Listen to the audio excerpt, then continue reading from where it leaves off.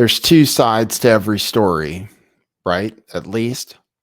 So James O'Keefe came out with his side of the story yesterday as far as the Project Veritas stuff goes. And the news is, well, it's actually debated by this new letter out from Project Veritas. I'm going to read you the statement that Project Veritas's board of directors has put out now in response to James O'Keefe making or leaking, or somebody leaking the video of him making talking to his staff yesterday and leaving the company. Apparently, in that presentation, he said he kind of blamed Pfizer, or he said that he didn't know why it was. It happened in close proximity to this Pfizer coverage, so he thought it might have something to do with that. He mentioned a number of expenses that the company said that he shouldn't have expensed,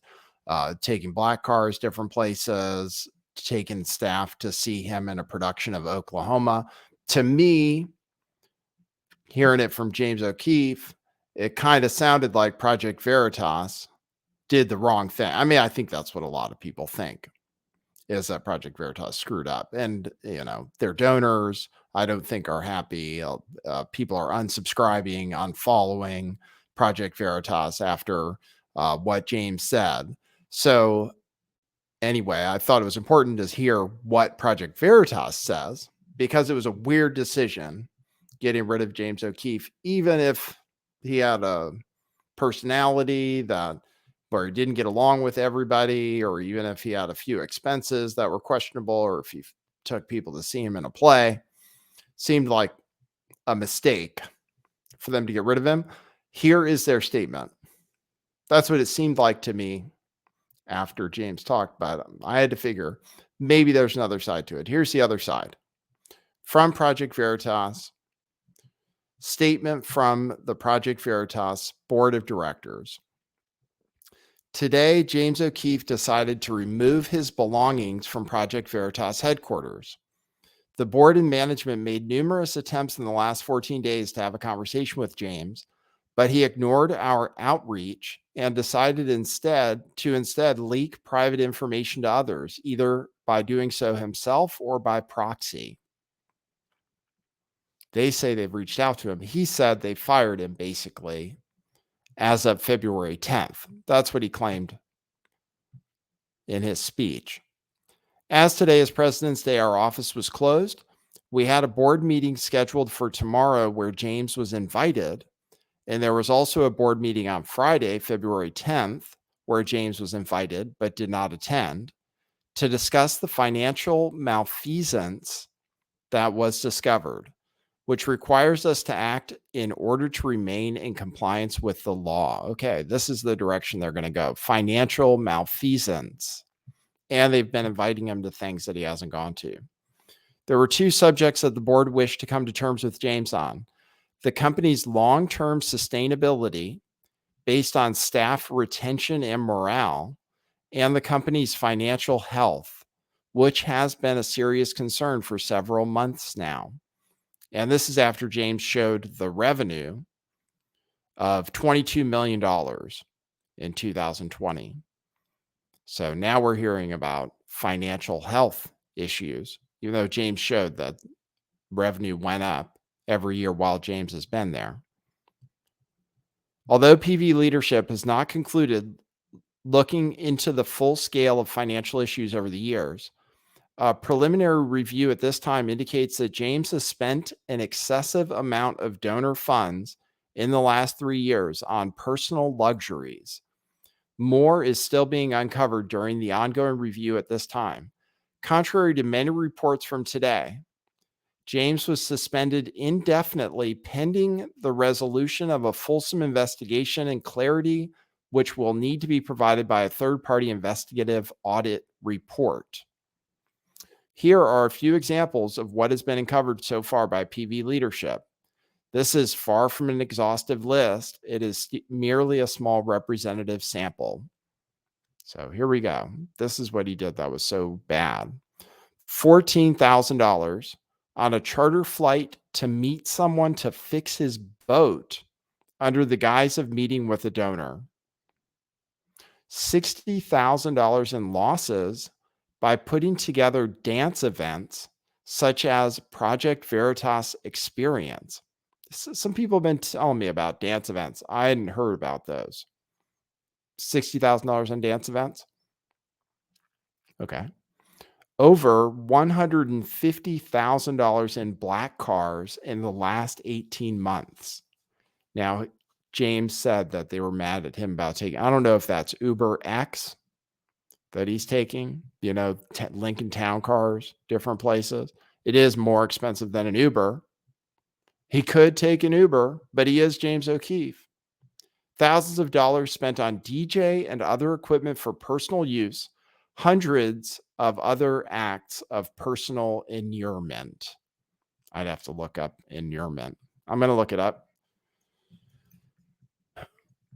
just so we know what everything means in this piece. Inurement is an older term for benefit. So hundreds of other acts of personal benefit. So James personally enriching himself, spending money on stuff they didn't agree with. They didn't even mention taking everybody to see him in Oklahoma, which James mentioned himself. They say they're doing it because they have to comply with the law. I contend that they didn't want to get rid of him because they're going to lose donors. I'll keep reading it. The board wants to work things out with James and has tried every route possible to remedy the issues at hand and begin to take the legally required corrective actions. James also left us no choice but to suspend him in the last few weeks when he unilaterally fired the CFO, who can only be fired with board approval.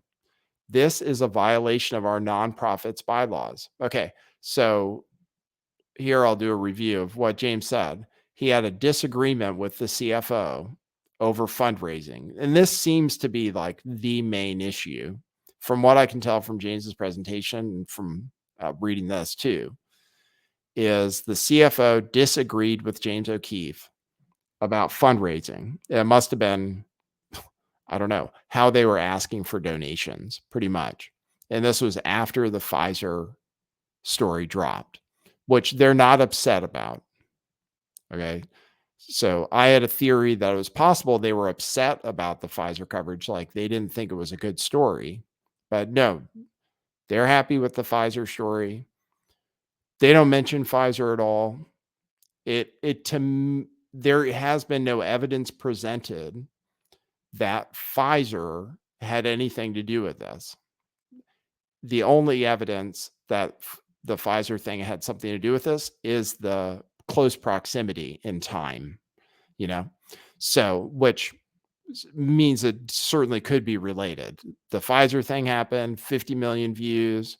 A few days later, the CFO and James get into it about fundraising.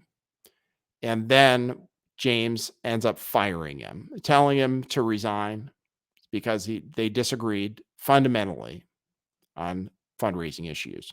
So they disagreed so fundamentally that James thought, as the head of the organization, that it was time to get rid of the guy. So he fired him. Apparently, we're learning from this letter, that was against the bylaws of the nonprofit, that James didn't have the authority to fire the CFO.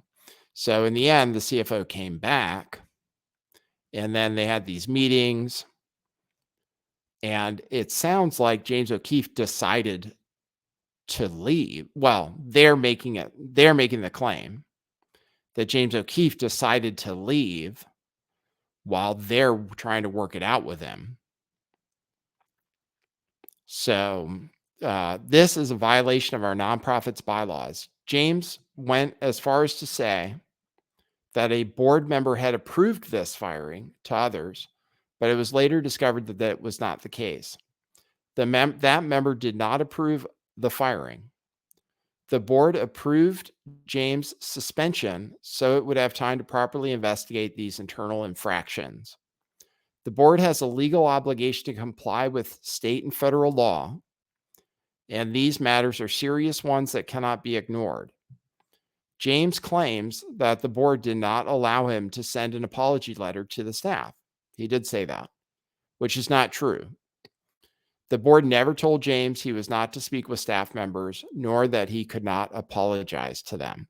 James said in his presentation that he wanted to apologize for his tone or his behavior at a certain staff meeting, and that the board didn't allow him to make that apology, or they refused to send that apology on to staff. So, the board never told James he was not to speak with staff members, nor that he could not apologize to them. But more than anything, more than anything, the board cares about the donors of this organization. I bet they do, who decide to donate their hard-earned money to us because they believe in the mission. We could not allow for our donors to send us money and have it be misappropriated in such a way. We love our supporters, and we would never sit idly by as money is being used for matters that are not mission related. Even with all this public fallout, the board still wants to speak with James. We did not fire him, nor did we want him to resign. We would like to continue conversations with James to resolve internal matters rather than litigate them publicly. Project Veritas will continue to be transparent with the public as more information can be released over time. The fight for truth will never stop, it says. So that's their response to it. Is another side of the story. It is another side of the story. They say they haven't fired him. They say he basically quit while they were trying to work things out with him. So I'm open to both sides. I'll just say that. I'm listening. I'm investigating. I'm not going to jump to conclusions right away. James O'Keefe might, it's possible, he did some things that the board, it's possible, but it does seem crazy to get rid of him because people aren't going to donate. I mean, I've done the polling and everything. I've seen where people are at on this situation. People support James O'Keefe. And James O'Keefe had a very effective, I thought, strategy if he was the one responsible for releasing that video that came out yesterday, because I thought it put him in a good light. And he presents, when you see him, you don't think, oh, this guy's a jerk or what have you. But they say he's kind of a jerk. And they say he spent money. He flew to fix his boat and said it was for something else. So that's the story.